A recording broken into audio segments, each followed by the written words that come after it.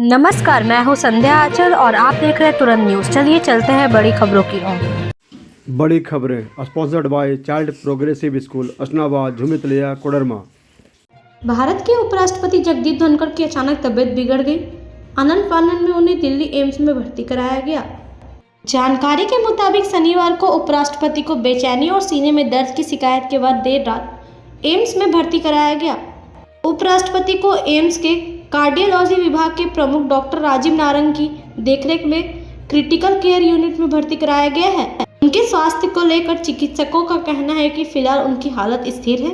उन्हें डॉक्टरों की निगरानी में रखा गया है। डॉक्टरों की एक टीम उनकी स्थिति पर नजर रखे हुए है। उपराष्ट्रपति जगदीप धनखड़ की स्वास्थ्य की जानकारी लेने पीएम मोदी रविवार को एम्स पहुंचे।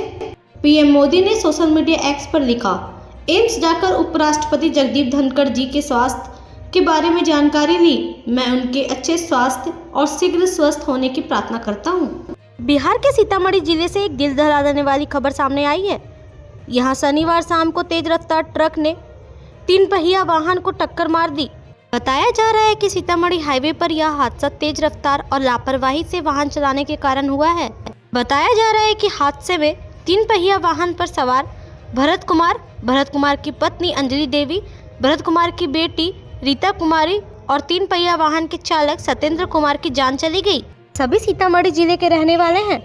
हादसे के बाद ट्रक चालक और कंडक्टर वाहन छोड़कर फरार हो गया था। जिला पुलिस ने ट्रक कंडक्टर को गिरफ्तार कर लिया, जो इस हादसे में घायल हो गया था। वह पहले मौके से भाग गया था, लेकिन जिला पुलिस ने उसे गिरफ्तार कर लिया। ट्रक चालक अभी भी फरार है और उसे पकड़ने के लिए तलाशी अभियान जारी है।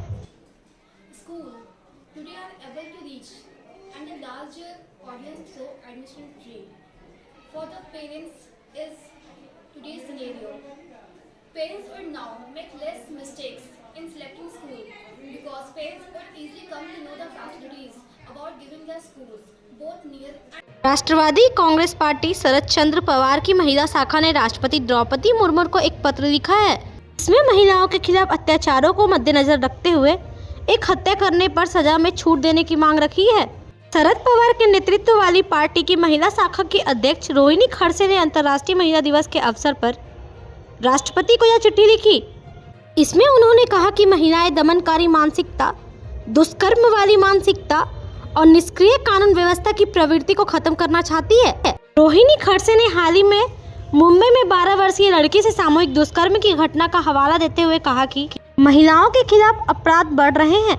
खड़से ने पत्र में कहा, हम सभी महिलाओं की ओर से एक हत्या करने पर सजा की छूट की मांग कर रहे हैं। इस पत्र का उद्देश्य राज्य में कानून व्यवस्था की स्थिति को लेकर राज्य सरकार पर निशाना साधना है।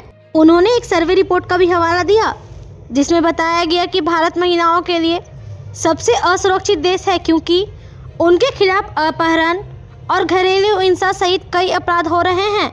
एनसीपी एसपी लीडर खड़से ने कहा, हमें उम्मीद है कि हमारी मांग पर गंभीरता से विचार करने के बाद उसे स्वीकार कर लिया जाएगा।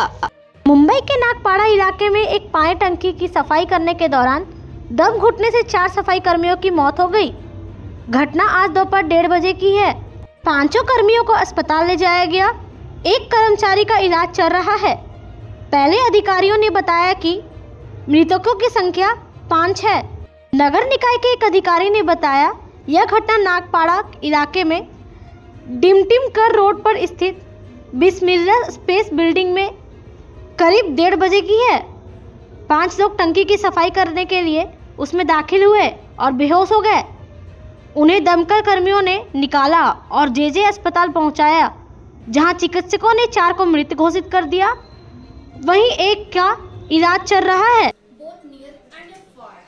Thanks to ABP Group for the novel innovation.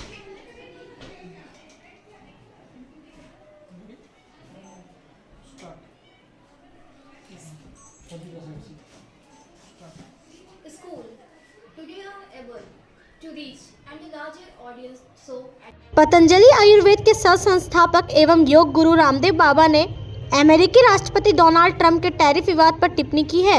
Trump पर भड़कते हुए शुल्क नीति के बारे में पूछे गए एक सवाल के जवाब में बाबा रामदेव ने कहा कि यह एक तरह का आर्थिक आतंकवाद और शुल्क आतंकवाद है और यह दुनिया को एक अलग युग में ले जा रहा है। उन्होंने कहा कि विश्व में बन रहे खतरनाक हालत के बीच हमें भारत को शक्तिशाली और विकसित बनाने की जरूरत है, क्योंकि कुछ शक्तिशाली देश विश्व को विनाश की ओर ले जाना चाहते हैं। रामदेव नागपुर में मिहान में पतंजलि फूड एवं हर्बल पार्क के उद्घाटन के अवसर पर रिपोर्टर्स से बातचीत कर रहे थे। वहीं रामदेव ने कैलिफोर्निया में एक हिंदू मंदिर को विरूपित करने की घटना की निंदा करते हुए रविवार को कहा कि भारत को धार्मिक आतंकवाद पर अंकुश लगाने की पहल करनी चाहिए। रामदेव बाबा ने यहां एक कार्यक्रम के दौरान संवाददाताओं से कहा कि मराठा राजा छत्रपति शिवाजी महाराज लोगों के आदर्श हैं, न कि मुगल सम्राट औरंगजेब। कैलिफोर्निया में एक प्रमुख हिंदू मंदिर को कुछ अज्ञात व्यक्तियों ने विरूपित किया और दीवारों पर भारत विरोधी नारे लिखे गए। यह अमेरिका में समुदाय के पवित्र स्थलों को निशाना बनाने की एक नई घटना है। आरजेडी के विधायक ने पिछले दिनों प्रसिद्ध कथावाचक और बागेश्वर धाम के प्रमुख धीरेन्द्र कृष्ण शास्त्री को जेल भेजने की धमकी दी थी। इस पर अब बाबा बागेश्वर ने गोपालगंज में हनुमत कथा के तीसरे दिन रविवार को जोरदार पलटवार किया है। धीरेन्द्र कृष्ण शास्त्री ने कहा, हिंदुओं का परचम अब दिखने लगा है। लोग कहते हैं कि अगर हम बिहार आए तो जेल में डाल दिए जाएंगे। बाबा बागेश्वर ने कहा, तुम रोहिंग्या और घुसपैठियों को तो रोक नहीं पाए, हम तो भारत के हैं, हम बिहार के हैं, बिहार हमारा है और हम आते रहेंगे। उन्होंने स्पष्ट किया कि वह किसी पार्टी के प्रचारक नहीं है और ना ही किसी राजनीतिक दल का समर्थन करते हैं। उनका उद्देश्य सिर्फ और सिर्फ भगवान बजरंग बली की भक्ति का है। उन्होंने कहा, जब तक जिंदा रहेंगे तब तक दरबार लगाएंगे और जिंदगी भर बिहार आएंगे।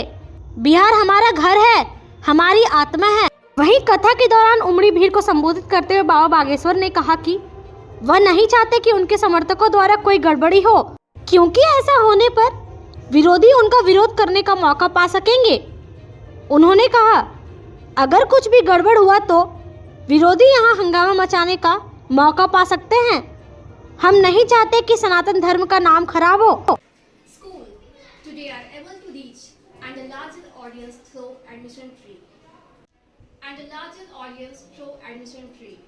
For the parents in today's scenario, parents would now make less mistakes in selecting schools because parents would easily come to know of the facilities being given by schools, both near and afar. Thanks in ABP News for this novel innovation. अभी के लिए इतना ही, फिर मिलेंगे बड़ी खबरों के साथ। तब तक के लिए नमस्कार।